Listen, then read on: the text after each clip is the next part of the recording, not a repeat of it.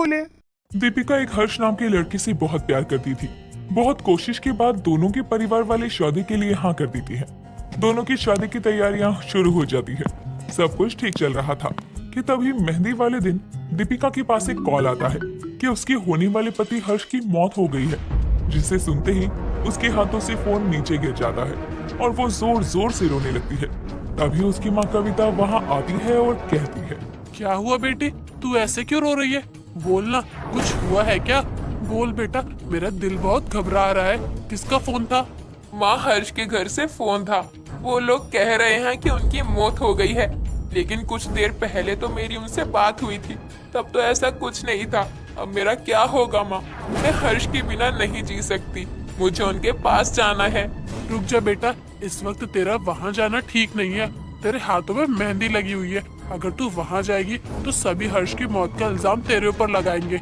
मैंने पहले ही बोला था कि ये शादी मुझे ठीक नहीं लग रही है, लेकिन तूने किसी की नहीं सुनी। माँ, मुझे नहीं फर्क पड़ता कि लोग मेरे बारे में क्या सोचते हैं क्या नहीं। मुझे बस इतना पता है कि मुझे हर्ष के घर जाना है और मैं जाऊंगी। मुझे वहाँ जाने से कोई नहीं रोक सकता है। यहाँ मेरी पूरी जिंदगी बर्बाद हो गई और आप लोगों को मेहंदी की पड़ी हुई है। दीपिका इतना कहकर भागते हुए दरवाजे की तरफ जाती है, जहां सामने अपने पिता राजवीर को खड़ा देखकर रुक जाती है और अपनी कदम पीछे कर लेती है कि तभी राजवीर कहता है, लगता है तुम्हें अपनी माँ की बात समझ में नहीं आई। उन्होंने कहा ना कि कहीं नहीं जाना, तो मतलब कहीं नहीं जाना। वहाँ जाकर हमारे घर वालों की और बदनामी करवाने का इरादा है क्या? पिताजी, आपको नहीं पता है कि हर्ष के साथ क्या हुआ है। कम से कम मुझे एक बार उसे देख तो लेने दीजिए, मुझे जाने दीजिए पिताजी। अगर उन लोगों को तेरी जरूरत होती तो वो लोग तुझे खुद लेने के लिए आ जाते। ऐसे गैर लोगों से फोन नहीं करवाते। वो लोग अपने बेटे की मौत का जिम्मेदार इस शादी को और तुझे समझ रहे हैं। उसके घर में कोई भी तेरी शक्ल नहीं देखना चाहता है। मैं अभी वहीं से आ रहा हूँ। ऐसा नहीं हो सकता। सभी लोग हमारी शादी से बहुत खुश थे, किसी को कोई परेशानी नहीं थी हमारी शादी से। सिर्फ दिखावे के लिए उन लोगों ने दिल से तुम दोनों की शादी के लिए हाँ नहीं किया था। उन्होंने बस हाँ इसलिए किया था कि कहीं तुम दोनों भाग ना जाओ। जो किस्मत में लिखा होता है उसे कोई नहीं बदल सकता। तुम्हारा वहाँ ना जाना ही ठीक है। अपने पिता की बात सुनकर दीपिका रोते हुए अपने कमरे में चली जाती है। समय बीतता है, लेकिन दीपिका के ससुराल वाले उसकी तरफ मुड़कर भी नहीं देखते, जिसके बाद राजवीर अपनी बेटी को इन सभी परेशानियों से दूर रखने के लिए अपने बड़े भाई धर्म के घर ले जाता है और उन्हें सारी बात बताता है, जिसे सुनकर धर्म कहता है, राजवीर, तूने दीपिका को यहाँ लाकर बहुत अच्छा किया। अगर ये वहाँ रहती तो शायद अपने गमों को भूल नहीं पाती, इसलिए उसका यहाँ आना ही ठीक था। बाकी तू चिंता मत कर, यहाँ उसके बारे में कोई कुछ नहीं जानता है। हम उसके लिए कोई अच्छा सा रिश्ता ढूंढ कर उसकी शादी कर देंगे, फिर सब ठीक हो जाएगा। हाँ भैया, आप सही कह रहे हैं। तभी मैं दीपिका को यहाँ लाया हूँ, क्योंकि अगर ये बाहर रहती तो पुरानी बातें ही याद करती रहती। हाँ वो तो है, कोई नहीं, समय दो थोड़ा उसे। समय के साथ सब कुछ ठीक हो जाएगा। इतना मत सोचो उन सब बातों के बारे में। आजकल शादी टूटना कोई बड़ी बात नहीं है इतना। लेकिन अब हमें बस इतना ध्यान रखना पड़ेगा कि जब हम दीपिका के लिए कोई दूसरा रिश्ता देखें तो उन्हें दीपिका के अतीत के बारे में कुछ ना पता चले। उसकी चिंता आप मत करिए भैया, वो सब तो मैं दीपिका को अच्छे से समझा दूंगा। बस आप मेरी बेटी का घर बसवा दीजिए। राजवीर और धर्म दोनों मिलकर दीपिका के लिए रिश्ता ढूंढना शुरू करते हैं। समय बीतता है और समय के साथ दीपिका भी धीरे धीरे अपने दुखों से बाहर आती जा रही थी। वहीं दूसरी तरफ धर्म भी उसके लिए सूरज नाम के लड़के का बहुत अच्छा रिश्ता ढूंढता है और सभी घर वालों को उसकी फोटो दिखाता है। तभी दीपिका कहती है, ताऊ जी, मुझे शादी से कोई परेशानी नहीं है। आप लोग जहाँ जिसके साथ मुझे शादी करने के लिए कहेंगे मैं कर लूंगी, लेकिन मैं ये शादी धोखे से नहीं करना चाहती हूँ। इसलिए आप लोग मेरे ससुराल वालों को मेरी पहली शादी टूटने वाली बात बता दीजिए। अगर वो फिर भी शादी के लिए हाँ करते हैं तो मुझे कोई ऐतराज नहीं है। तेरा दिमाग खराब हो गया, लेकिन हमारा नहीं। और हर बार तेरी मर्जी से ही सब कुछ हो ये तो जरूरी नहीं है ना।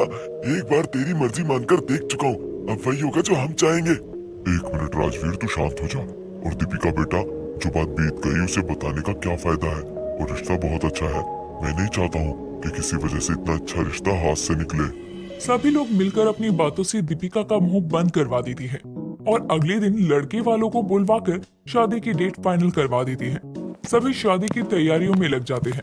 देखते देखते शादी की सारी रस्में पूरी हो जाती है, लेकिन दीपिका के दिल पर एक बोझ होता है कि ये शादी की शुरुआत एक झूठ से हो रही है। समय बीतता है और मेहंदी वाले दिन दीपिका को अपनी पहली मेहंदी वाले दिन हुए हादसे की याद आती है, जिससे वो बहुत डर जाती है। और जैसे ही उसका होने वाला पति सूरज और उसकी सास कामनी उसके लिए शगुन का जोड़ा लेकर उसके घर आते हैं, तभी दीपिका अपनी मेहंदी की रस्म से उठ जाती है और सबके सामने अपनी सास को कहती है, माँ जी, अगर मैं आपसे ये कहूँ कि ये मेहंदी आपकी बहू की दूसरी मेहंदी है, तो क्या आप इस बात को जानकर अपनी बहू की दूसरी मेहंदी करवाना चाहेंगी और इस शादी के लिए हाँ करेंगी? बहू, तू ये क्या कह रही है? बहू की दूसरी मेहंदी? मुझे तो कुछ भी समझ में नहीं आ रहा है। कहीं तो सगाई में लगने वाली मेहंदी और आज शादी वाली मेहंदी को लेकर तो बहू की दूसरी मेहंदी की बात तो नहीं कर रही है ना? माँ, मुझे लगता है दीपिका यही कहना चाहती है, तुम्हें मेहंदी लगवाना पसंद नहीं है क्या? लेकिन अब कर भी कह सकते हैं, मेहंदी तो लगवानी पड़ेगी। कल हमारी शादी जो है, और बिना मेहंदी के दुल्हन के हाथ अच्छे नहीं लगेंगे। हाँ बहू, ये तो है। शादी में मेहंदी की रस्म बहुत मायने रखती है। इसमें होने वाले पति का नाम लड़की के हाथों पर लिखा जाता है और मेहंदी जितनी ज्यादा चढ़ती है, पति उतना ही प्यार करता है। मुझे भी देखना है तेरी मेहंदी का रंग कितना चढ़ता है। आप लोगों को मेरी बात समझ में नहीं आ रही है। माँ जी, मेरे कहने का मतलब है, मेरे हाथों पर सूरज जी के नाम से पहले किसी और का भी नाम लिखा जा चुका है। पहले एक बार मेहंदी वाले दिन ही लड़के की मौत होने की वजह से मेरी शादी टूट चुकी है। ये आपकी बहू की दूसरी मेहंदी है। क्या अभी भी आप लोग ये मेहंदी की रस्म पूरी करवाना चाहते हैं? क्या फिर भी आप इस रिश्ते को आगे बढ़ाना चाहते हैं? ये तुम क्या कर रही हो बहू? ये तुम्हारी दूसरी मेहंदी है, लेकिन तुम्हारे घर वालों ने ये बात तो मुझे नहीं बताई। इसका मतलब ये लोग धोखे से ये शादी करवा रहे थे। भाई साहब, मैं बहू के घर वालों को इतने अच्छे से नहीं जानती थी, लेकिन आपके ऊपर मुझे बहुत विश्वास था और आप हमारे साथ ऐसा धोखा करेंगे, मुझे ये उम्मीद नहीं थी। मुझे माफ कर दीजिए, मैं अपनी भूल पर बहुत शर्मिंदा हूँ। मैं अपनी बेटी के प्यार में ये भूल गया कि झूठ के दिन ज्यादा नहीं होते हैं। एक न एक दिन सबके सामने आ ही जाता है। मैं आपसे दिल से माफी मांगता हूँ। अब आप कितनी भी माफी मांग लीजिए, लेकिन अब आप पर वो विश्वास मुझे कभी नहीं होगा जो पहले था। अब ये मेहंदी की रस्म पूरी नहीं होगी और ना ही ये शादी होगी। चल बेटा। अपनी सास की बात सुनकर दीपिका जैसे ही अपने हाथ में लगी मेहंदी को छुड़ाने के लिए अपना दूसरा हाथ उठाती है, तभी सूरज उसे रोकते हुए अपनी माँ से कहता है, माँ, माना कि दीपिका के घर वालों ने हमसे झूठ बोला, लेकिन दीपिका ने तो हमसे कोई बात नहीं छुपाई ना ही हमसे कोई झूठ बोला। मेहंदी की रस्म पूरा होने से पहले ही उसने आपको सब बता दिया कि आपकी बहू की दूसरी मेहंदी है। वो चाहती तो शादी तक छिपा सकती थी। शादी के बाद हम क्या कर लेते? सूरज की बात सुनकर कामनी को उसकी बात ठीक लगती है, जिसके बाद वो शादी के लिए तैयार हो जाती है और अपनी बहू की दूसरी मेहंदी की रस्म उसके सभी घर वालों के साथ मिलकर बड़ी धूम से करती है। इस तरह से दीपिका के दिल से झूठ का बोझ भी उतर जाता है और कामनी की बहू की दूसरी मेहंदी की रस्म भी खुशी खुशी होती है। दोस्तों, अगर आपको ये